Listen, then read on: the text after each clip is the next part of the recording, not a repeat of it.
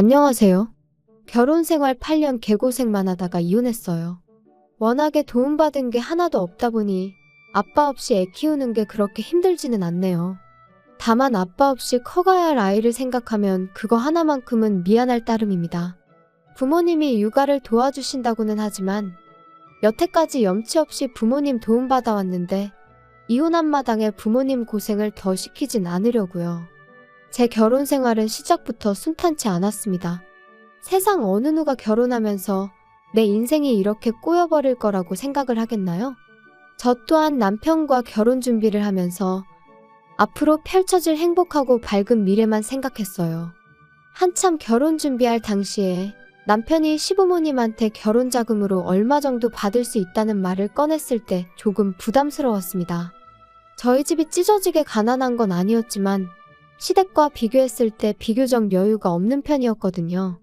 애초에 저는 결혼할 때 집에서 지원을 받아오기보단 어떻게든 저희들 힘으로만 해결해 볼 계획이었어요.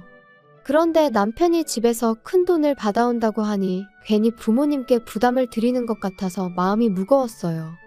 남편한테 솔직하게 나는 집에서 지원을 받아올 상황이 아니니 그냥 우리 힘으로 시작하는 게 어떻냐고 물었습니다. 남편은 형편 닿는 대로 하는 거지 무슨 걱정이냐며 저희 집에서 지원을 안 해줘도 우리 결혼하는데 아무 문제 없게 하겠다고 했지요. 그런 남편한테 미안하기도 하고 고맙기도 했어요.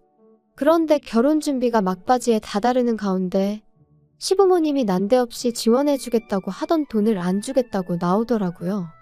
정확히는 말을 바꾼 거였어요. 돈이 없으면 몸으로 때우라는 논리였는지 시댁에 들어와서 살라고 하더라고요. 말을 꺼내놓은 게 있으니 남편은 많이 당황한 듯 보였으나 저는 저대로 오히려 마음이 편해졌어요. 애초에 부모님 도움 없이 결혼하길 바라기도 했었고 반반 결혼을 못한다고 해서 시댁에 얹혀 살고 싶은 마음은 더더욱이 없었으니까요.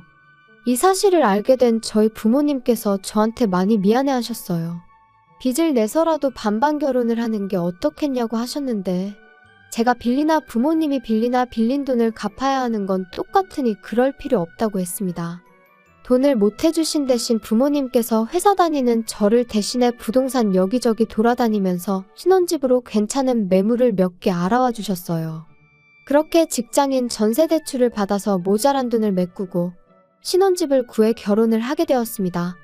신혼여행은 해외로 다녀오려고 했는데 상황이 이렇게 되는 바람에 그냥 국내로 짧게 다녀왔어요. 어쩌다 보니 친정집하고 거리가 가까운 위치라서 저희 집에서 반찬도 이것저것 해다 주시고 결혼 생활하면서 친정 도움을 톡톡히 보았죠. 아이 태어나면서 오며 가며 아이도 봐주시기도 했고요. 결혼 생활 1년 후에 아이를 갖게 되었어요. 전세 생활 청산하고 자가로 이사 가려면 아직도 돈을 더 모아야 하는 상황이었지만 돈 없다고 아이 없이 살고 그럴 생각은 아니었거든요. 친정어머니가 도와주시면 출산하고 복직도 바로 할 수 있었으니 나름대로 계획이 다 있었습니다.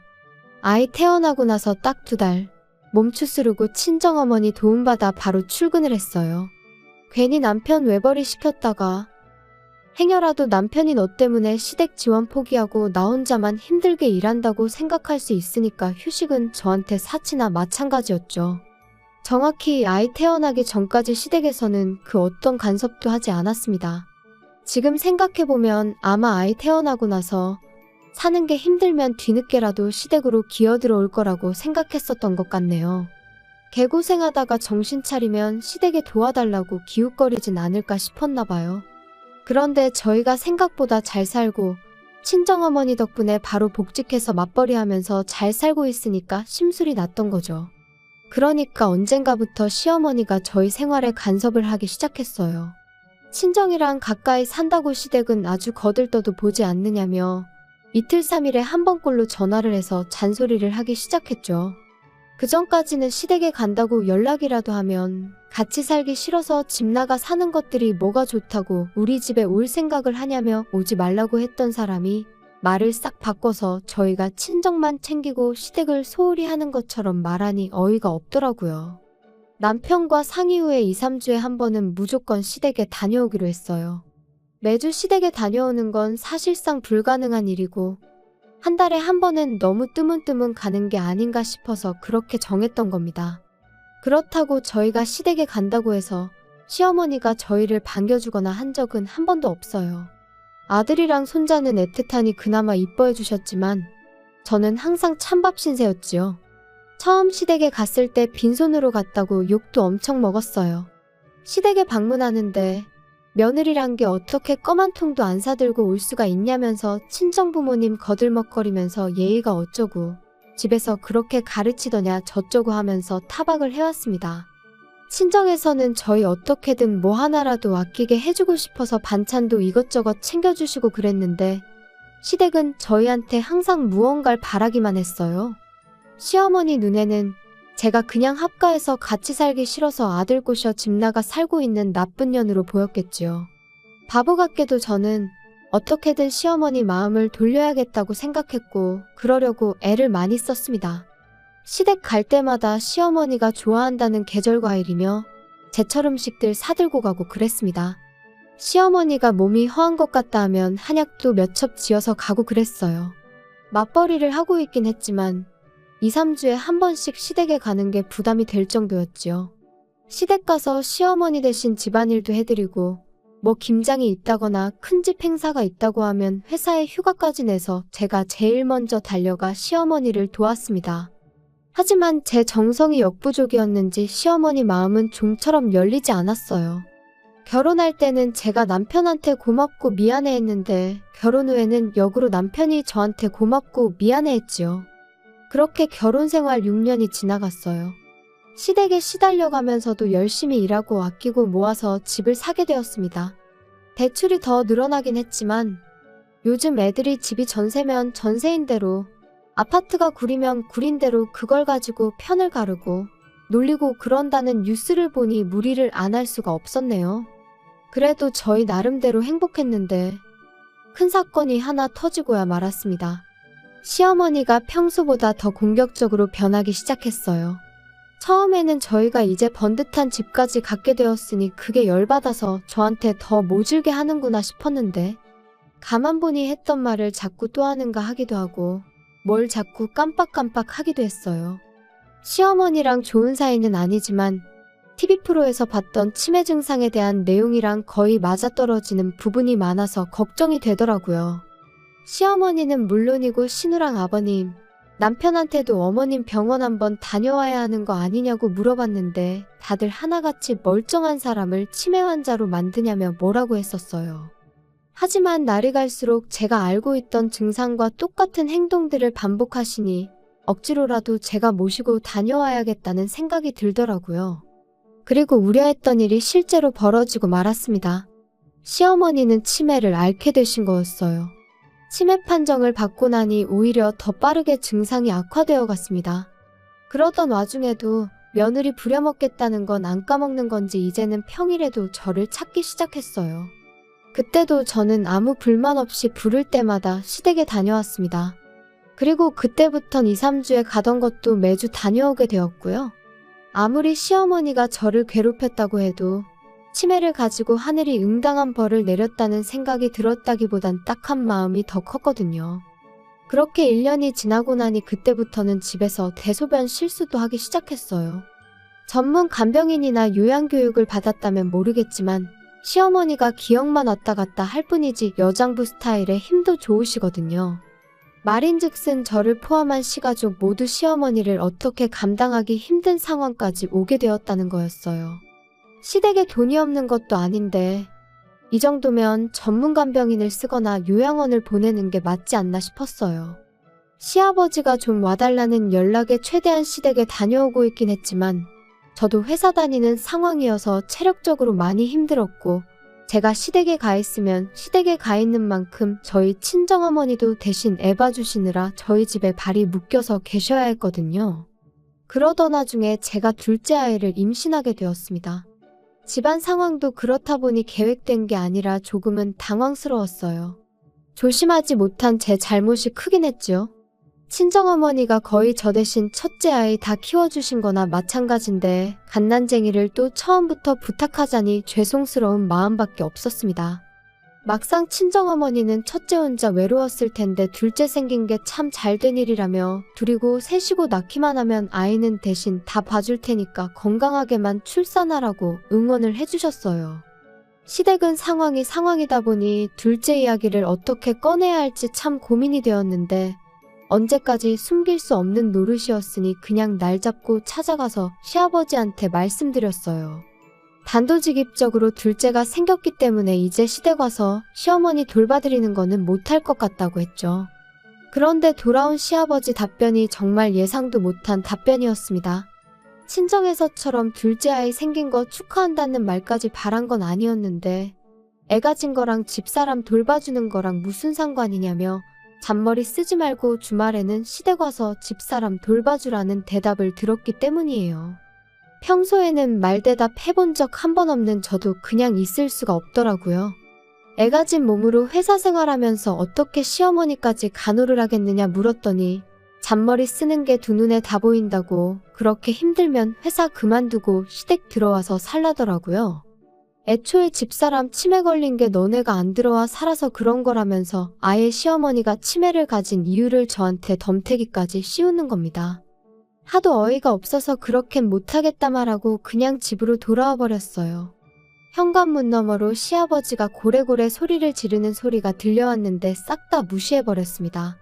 그리고 그날 저녁에 신우한테 전화를 받았어요. 신우도 좋은 소리 하나 안 하더라고요. 주말만 봐드리는데 뭐 그렇게 대단한 일 한다고 온갖 유세를 다 부리냐고요. 말이 주말만 봐드리는 거지. 평일에도 시아버지가 부르면 몇 번이고 다녀왔고 주말에만 봐드리는 게 시어머니만 봐드리는 게 아니라 일주일치 집안일이 쌓여있는 거 다 해야 하고 시아버지 굶지 않게 일주일치 먹을 것도 대충 준비해놓고 가야 하는 거 모르냐고. 그럼 형님이 평일 내내 시어머니 간병해드리고 집안일도 다 해놓으라고. 그럼 제가 주말만 가서 어머님 봐드리는 거 생각해보겠다고 하고 전화 끊었습니다. 그런데 생각해보니 시어머니 문제로 시가족들한테 시달리고 있는 게 저라는 사실이 어이가 없더라고요. 남편이 중간에서 딱 교통정리 한 번만 해주면 쉽게 끝날 텐데 아버님한테도 저 혼자 말씀드리러 다녀왔고 신호전화 받는 동안도 남편은 애랑 놀아준다는 핑계로 아예 대화에는 끼지도 않았거든요. 그래서 남편 불러 세워놓고 한마디 했어요. 이럴 때 남편 역할이 뭐겠냐, 당신이 나서서 한마디 해줘야 하는 거 아니냐 했더니 이제 와서 남편이 자기 가족들 편을 들기 시작하더라고요. 다른 사람 일이면 자기가 가만히 있겠냐고. 그런데 다른 사람도 아니고 우리 엄마 일인데 어떻게 자식된 도리로 아픈 엄마를 내칠 수가 있겠냐고 뻔뻔하게 헛소리를 하는 거예요. 언제는 얼마나 챙겼다고 뻔뻔하게 내친다는 소리를 할 수 있느냐고 대번에 따져 물었어요. 우리 결혼생활 8년, 시댁에 왕래하기 시작한 지 6년 동안 당신이 시댁 가서 손가락 하나 까딱한 적이 있었냐고요. 시어머니 아프고 나서도 주말마다 가서 시어머니 케어하는 게 나였지 당신이 가서 뭐 하나 한 게 있느냐고 말이죠. 그리고 내가 언제 시어머니를 어디 뒷산에 고려장이라도 하고 오자고 제안했냐고. 나 말고 전문적으로 교육받은 간병인을 쓰던가 요양원에 모시자는 건데 어떻게 그걸 내친다는 표현을 할 수가 있느냐고 했죠. 제 말이 틀린 게 없는데도 남편은 요양원에 모신다는 게 무슨 뜻이냐. 요양원 보낸다는 게 그냥 목숨만 부지시키는 거지 죽게 내버려 두는 거랑 다르게 뭐냐고요. 아픈 사람 집에서 꾸역꾸역 모시면서 마누라 고생시키는 건 괜찮은 거냐고 따졌더니 누가 가족 아니랄까봐 지 누나가 했던 말이랑 아버지가 했던 말을 아주 짬뽕시켜서 대답을 하더라고요. 주말만 가는 건데 뭐가 어렵냐느니 하는 말은 참을 수 있었는데 이참에 시댁 들어가서 살면 어떻겠냐는 소리 나올 때는 아무리 저라도 욕이 절로 나오더라고요. 여태 내가 하는 말을 뭐 귓구멍이 아니라 뒷구멍으로 들었냐고. 아무튼 나는 어머님보다는 아이가 더 중요하니 더는 간병 못하겠으니 그렇게 알라고 딱 잘라서 말했습니다. 하다 안 되니까 남편이 성질을 부리기 시작했죠. 그럼 아직 멀쩡한 우리 엄마를 요양원에 보내자는 거냐고. 이게 시어머니 일이니까 그러지.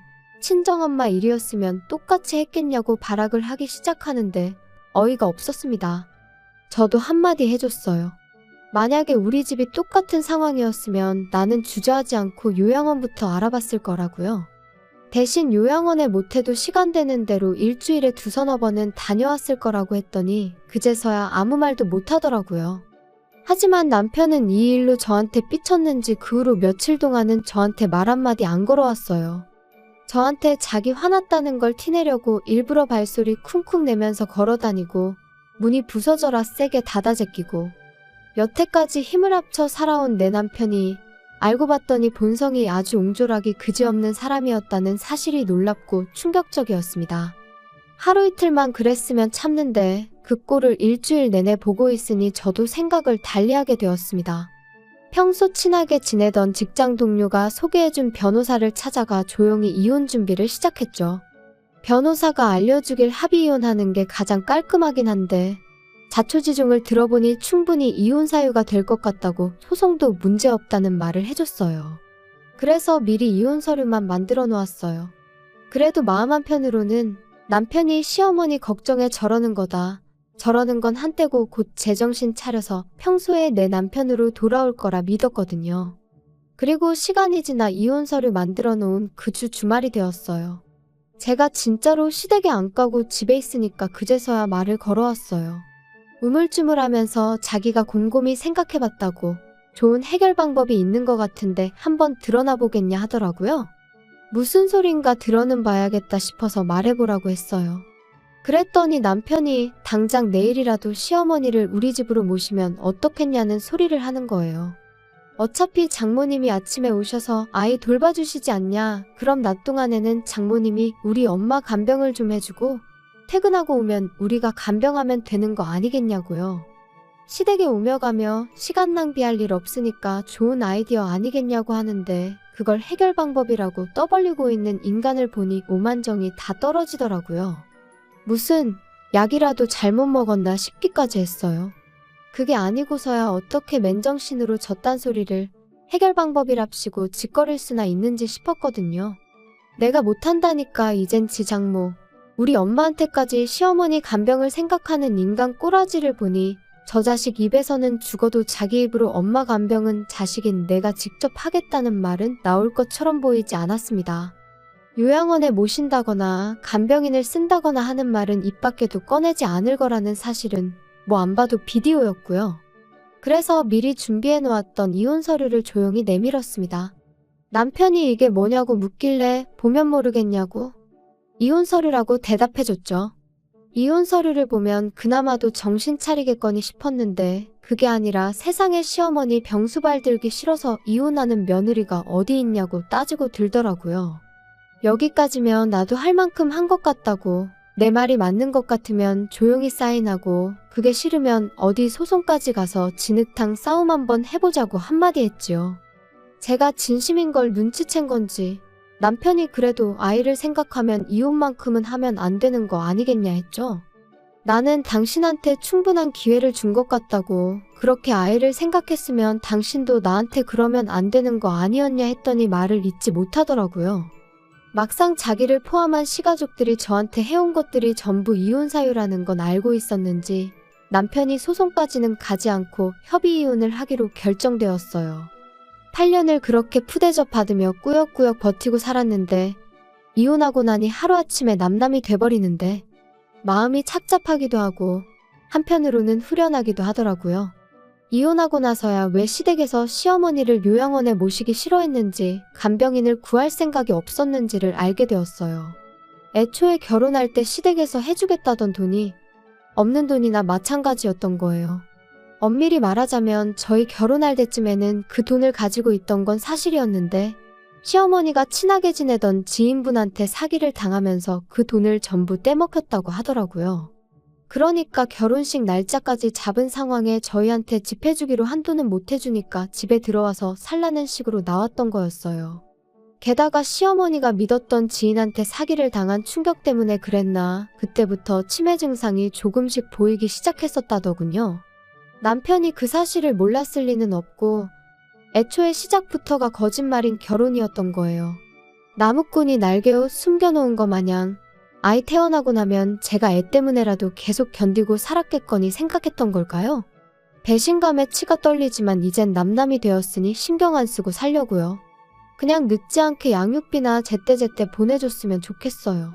원하던 대로 시어머니 곁에 붙어서 평생을 간병하게 만들어줬으니 두 부자가 어디 한번 제가 그동안 어떻게 시어머니 수발을 들고 살았는지 뼈저리게 느끼며 저 같은 복덩이를 놓쳐버린 걸 평생 후회하면서 살았으면 좋겠습니다.